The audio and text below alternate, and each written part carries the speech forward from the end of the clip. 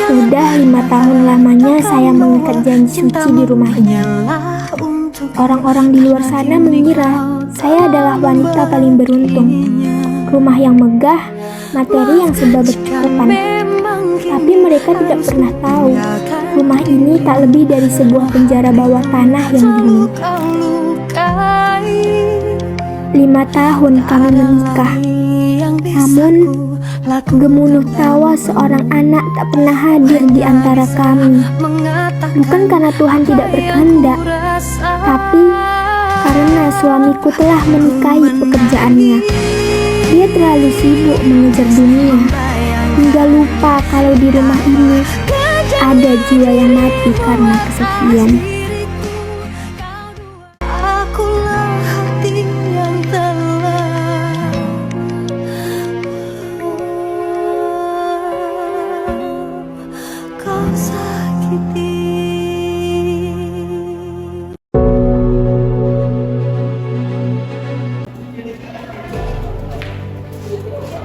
Mas, ini kopinya.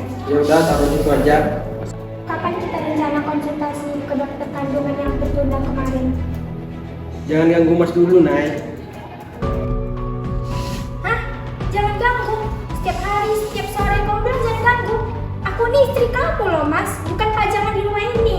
Aku cuma butuh waktu kamu 10 menit buat dengar cerita aku dan masa depan kita.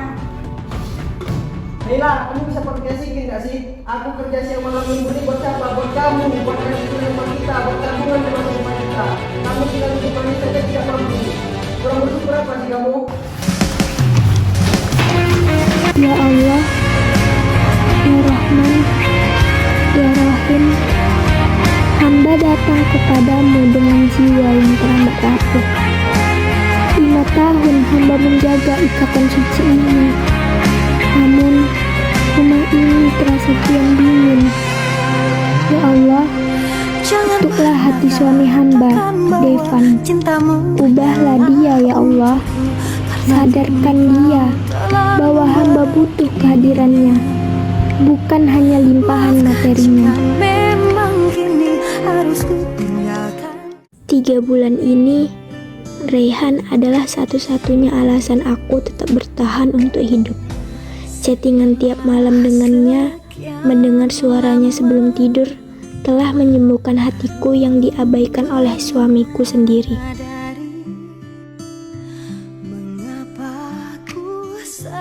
Hai, 3 bulan semenjak aku balik dari luar negeri, jujur, aku nyaman di dekatmu.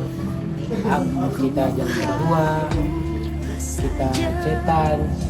Seharusnya suami kamu merasa bersyukur mempunyai wanita secantik kamu. Kamu gak pantas naik di rumah itu.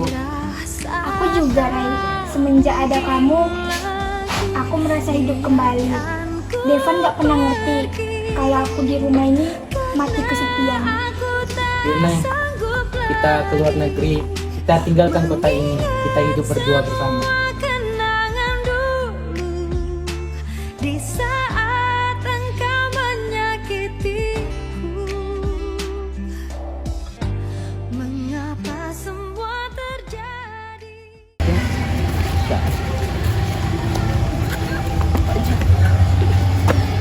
Wala.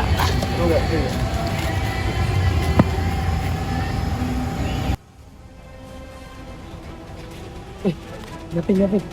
Ya itu. Bismillah kan? Natin na lang bilang itu ya. Iya. Udah lama berarti orang tuh. Udah, fotokan dah. Dikirim ke depan.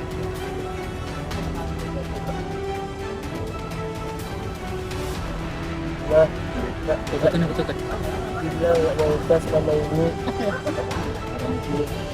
Padahal Depan udah 8 bulan, udah kerja mati-matian, tapi si Nailanya malah sibuk. Tapi maklumlah Naila, ini untuk aku lebih milih sahabat aku daripada kamu.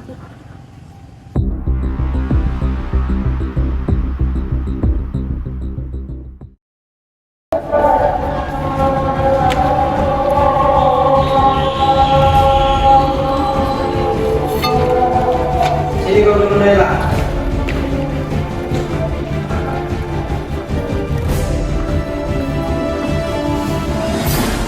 Dari mana kamu Naila? Hah? Kan udah aku bilang tadi sore aku mau keluar cari angin sebentar, Mas. Jadi angin. Dari angin apa jadi bajingan ini? Ini apa buktinya Naila? Selama 3 bulan ini aku lihat kamu belum senyum depan HP. Pas kamu tidur aku buka HP kamu, aku screenshot, aku ekspor chat-chat menjijikan kamu ini. Kurang apa aku selalu lembur banting tulang demi kamu. Murahan banget kamu Naila. Jangan sebut aku murahan, Mas. Aku emang salah. Kamu seharusnya yang ngaca. Kita di sini udah nikah selama 5 tahun, Mas. 5 tahun. Mempunyai seorang anak itu mimpi aku, Mas. Aku pengen keluarga kita yang utuh. Aku nggak butuh tumpukan uang kamu. Kamu sama saja menikahi pekerjaan kamu, bukan menikahi aku, Mas. Oh, jadi kerja kerasku selama ini tidak ada harganya di mata kamu Naila. Bagus. Pengkhianatan berbulan-bulan ini kau balas seperti ini. Tidak akan bisa dimaafkan perbuatan kau Naila. Terus mau kamu apa, Mas? Naila, hari ini detik ini juga aku jatuhkan talak 3 padamu. Besok pagi kita urus legalitas perceraian kita ke pengadilan agama. Mas, Ingin ku hapus saja semua dendam ini. Baik, selamat siang Bapak Depan dan Ibu Naila. Selamat siang, selamat siang, Pak. Hari ini kita berkumpul atas permohonan cerai talak yang diajukan Bapak Depan sendiri. Ya, Pak. Berdasarkan berkas perkara yang kami terima, Bapak Depan telah menjatuhkan talak 3 secara langsung di luar pengadilan. Betul, Pak. Baik. Secara hukum perkawinan Islam, talak 3 ini adalah keputusan yang sangat fatal ya Pak. Ya, Pak. Sebuah talak bain kubro yang menutup habisnya kesempatan kalian untuk rujuk kembali. Ya, Pak. Baik, apakah Bapak Depan benar-benar sadar dan tidak menyesali keputusan talak 3 tersebut? Saya sadar sepenuhnya Pak Mediator. Harga diri saya sudah hancur dikhianati selama 3 bulan belakangan ini. Tidak ada lagi kata rujuk atau balik dalam kamus diri saya Pak Mediator. Baik, bagaimana dengan Ibu Naila sendiri? Apakah masih ada yang mau disampaikan? Saya mengakui kesalahan kakak saya, Pak. Saya tahu pernikahan ini sudah tidak bisa diselamatkan karena talak 3 itu sudah terucap.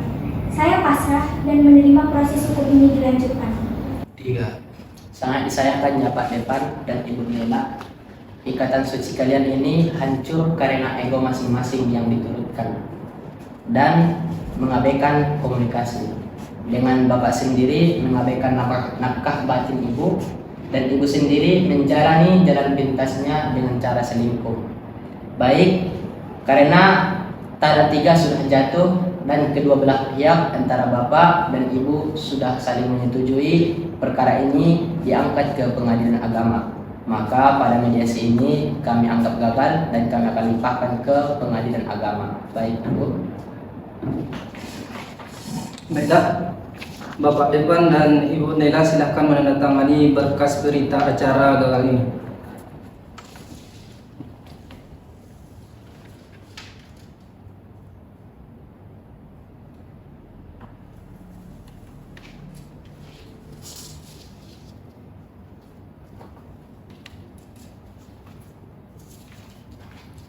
Baik, terima kasih ya Pak Depan dan Ibu Naila. Terima kasih kembali Pak. Sama. Hari ini semua cerita itu benar-benar selesai. Rumah megah itu bukan lagi milikku. Begitu pula dengan Devan. Kata talak 3 yang terucap karena amarah telah mengunci mati pintu kembali. Assalamualaikum warahmatullahi wabarakatuh. Baiklah, perkenalkan saya Ajeng Fadila berperan sebagai Naila, istri Devan. Perkenalkan, nama saya Rizky Edil Putra, saya berperan sebagai Depan, suaminya Naila. Saya Ikarawan, saya sebagai Raihan, selingkuhan dari Naila. Saya Khairul Anwar Siregar, berperan sebagai Pak Bagas, sebagai mediator. Saya Fedra Maulana, berperan sebagai Gavin. Saya Andriadi berperan sebagai Aditya yang panitra. Benar-benar baik. Saya Muhammad Zain Zaidan sebagai Zidan, temannya Gavin. Teman-teman dan dosen pengampuh yang kami hormati, inilah akhir dari drama kelompok kami untuk tugas UAS bimbingan perkawinan. Dari kisah Depan dan Naila ada hikmah besar yang harus kita bawa pulang, yaitu komunikasi adalah nafas pernikahan. Kesibukan mencari materi jangan sampai membutakan mata kita dari kebutuhan emosional pasangan. Rumah yang mewah akan terasa seperti penjara jika di dalamnya tidak ada kehangatan komunikasi dan kesamaan visi tentang kehadiran buah hati. Dan yang kedua, kesetiaan tak memiliki alasan. Seberat apapun cobaan kesekian dalam rumah tangga, perselingkuhan baik sindir maupun yang terencana berbulan-bulan tetaplah sebuah kesalahan fatal yang mencederai perjanjian kokoh. Jangan pernah menjadikan kelalaian pasangan sebagai pembenaran untuk berbuat dosa. Dan yang terakhir, jagalah lisan saat emosi. Kata talak bukanlah mainan, terlebih jika talak 3 sudah diucapkan, maka tertutuplah sudah pintu untuk kembali menjalin rumah tangga. Setiap hari kamu